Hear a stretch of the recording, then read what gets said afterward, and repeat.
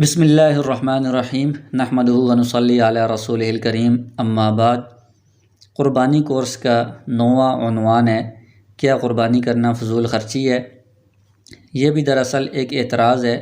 جو عام طور پر قربانی کے موقع پر کیا جاتا ہے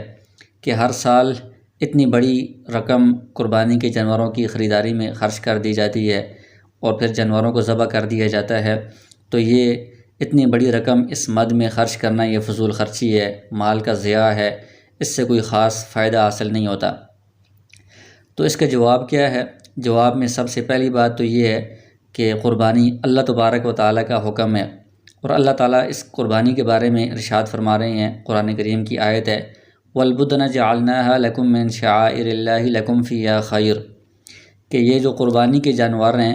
ان کو ہم نے آپ کے لیے اللہ تعالیٰ کے شعائر میں، اللہ کی نشانیوں میں شامل کیا ہے۔ لَكُمْ فِيهَا خَيْرٌ، ان میں تمہارے لیے خیر ہے، بھلائی ہے۔ تو جب اللہ تعالیٰ کہہ رہے ہیں کہ ان قربانی کے جانوروں میں خیر ہے، بھلائی ہے، اس میں فائدہ ہے، تو کوئی انسان کیسے کہہ سکتا ہے کہ یہ فضول خرچی ہے یا مال کا ضیاع ہے یا اس میں کوئی فائدہ نہیں؟ پھر دوسری بات یہ ہے کہ اگر ہم اپنے ارد گرد نظر دوڑائیں، یہ جو قربانی کا پورا سسٹم ہے اس کا اگر ہم غور سے جائزہ لیں تو قربانی سے پہلے، قربانی کے دوران اور قربانی کے بعد یہ جو پورا نظام ہے اس میں لاکھوں لوگوں کو روزگار حاصل ہوتا ہے، لاکھوں لوگ اس میں منافع حاصل کرتے ہیں اور اپنا گزر بسر کرتے ہیں۔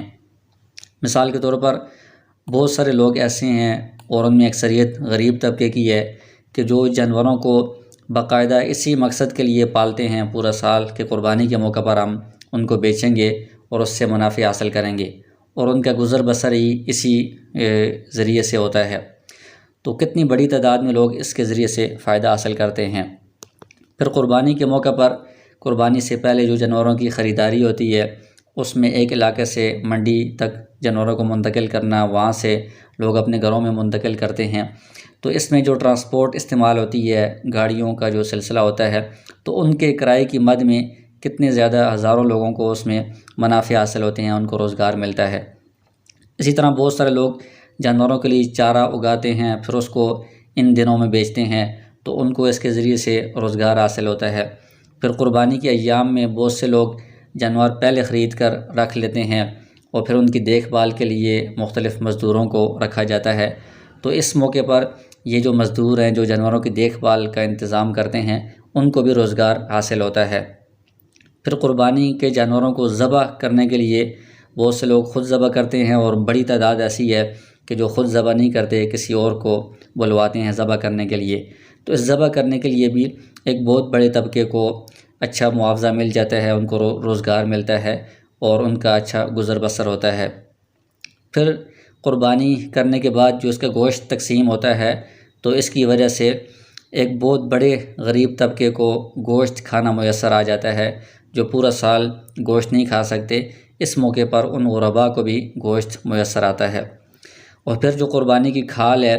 یہ مدارس میں دی جاتی ہے، تو مدارس کے طلباء کی ضروریات اس سے پوری ہوتی ہیں، تو دین کے علم کی اشاعت اس کے ذریعے سے ہوتی ہے۔ مختلف رفاعی اداروں میں کھالیں دی جاتی ہیں، تو ان کے ذریعے سے مختلف رفاعی کام ہوتے ہیں جن سے عوام کو فائدہ ہوتا ہے، یا بعض غریب لوگوں کو براہ راست کھالیں دی جاتی ہیں تو وہ ان سے اپنی ضروریات پوری کرتے ہیں۔ اور پھر کھال کی وجہ سے جو کھالوں کا آگے چمڑے کا کاروبار ہوتا ہے اور پھر اس کی جو مصنوعات ہیں اس میں ہزاروں لوگوں کو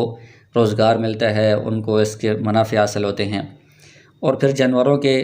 جو باقی اعضاء ہیں، ان کے بال ہیں، اون ہے، ہڈیاں ہیں، چربی وغیرہ ہے، ان کے ذریعے سے بھی انسانی ضرورت کی بے شمار اشیاء،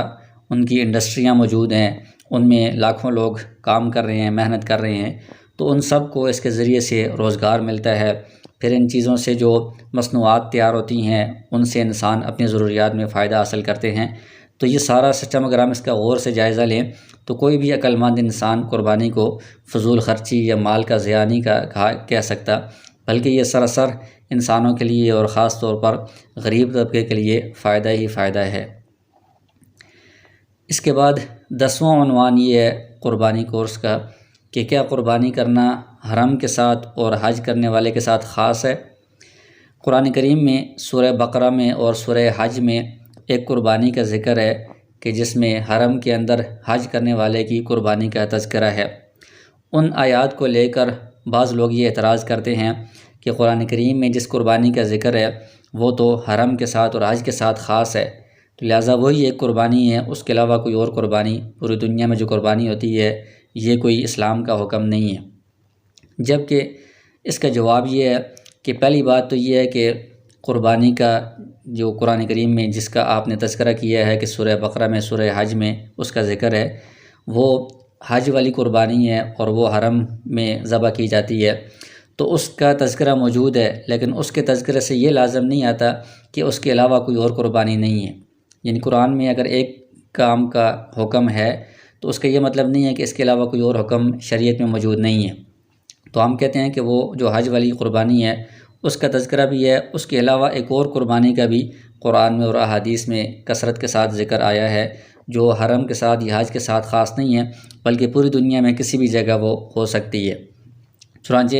قرآن کریم میں اللہ تبارک و تعالیٰ کا ارشاد ہے، سورہ کوثر کی آیت نمبر 2 ہے، فَصَلِّ لِرَبِّكَ وَانْحَرْ، کہ آپ اپنے رب کے لیے نماز پڑھیے اور قربانی کیجیے۔ تو اس میں جو وانحر ہے اس کی تفسیر میں حضرت عبداللہ بن عباس رضی اللہ عنہما جو رئیس المفسرین ہے، اور حضرت حسن بصری رحمہ اللہ، حضرت سعید بن جبیر رحمہ اللہ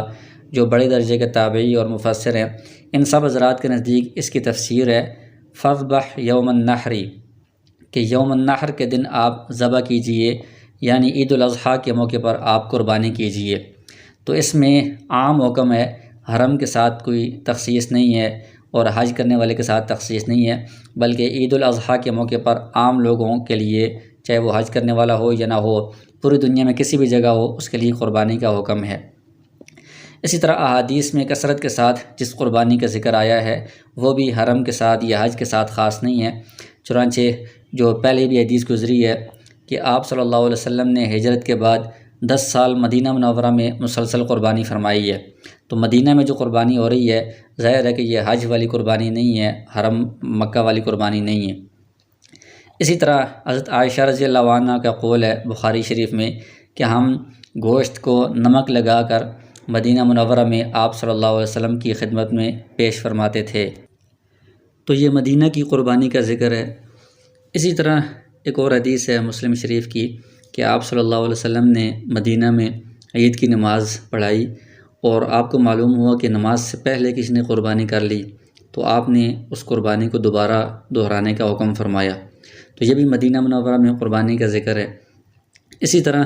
ایک حدیث میں آپ نے ارشاد فرمایا کہ جو شخص وسعت رکھتا ہو اور پھر قربانی نہ کرے تو وہ ہماری عیدگاہ میں حاضر نہ ہو۔ تو ظاہر ہے کہ جو حج کرنے والے ہوتے ہیں مکہ میں وہ تو عیدگاہ میں حاضر نہیں ہوتے، تو یہ باقی مقامات کا ہی دنیا میں کسی بھی جگہ جہاں پر عید کی نماز ہوتی ہے اس کا ذکر ہے کہ صاحب استطاعت اگر قربانی نہیں کر رہا تو وہ عیدگاہ میں حاضر نہ ہو۔ تو اس کا مطلب یہ ہے کہ پوری دنیا میں کسی بھی جگہ صاحب استطاعت پر قربانی واجب ہے، ضروری ہے۔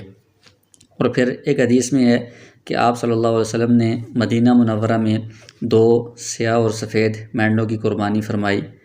اور ایک حدیث میں ہے کہ آپ صلی اللہ علیہ وسلم نے مدینہ میں کبھی اونٹ کی قربانی فرمائی اور کبھی بھیڑ اور بکری کی قربانی فرمائی۔ اور ایک حدیث میں یہ ہے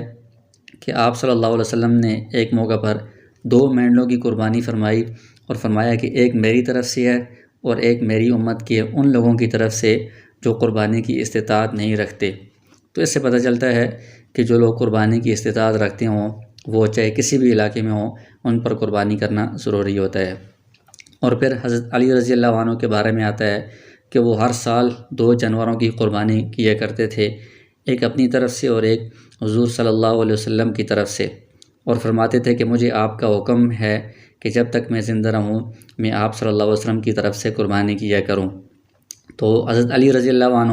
پہلے مدینہ میں تھے اور اس کے بعد عراق کے علاقے کوفہ میں تھے، تو اس سے پتہ چلتا ہے کہ مکہ کے ساتھ ہی قربانی خاص نہیں ہے، حرم کے ساتھ یا حج کرنے والے کے ساتھ خاص نہیں ہے، بلکہ دنیا میں کسی بھی جگہ کوئی بندہ ہے تو اس کے لیے یہ حکم ہے۔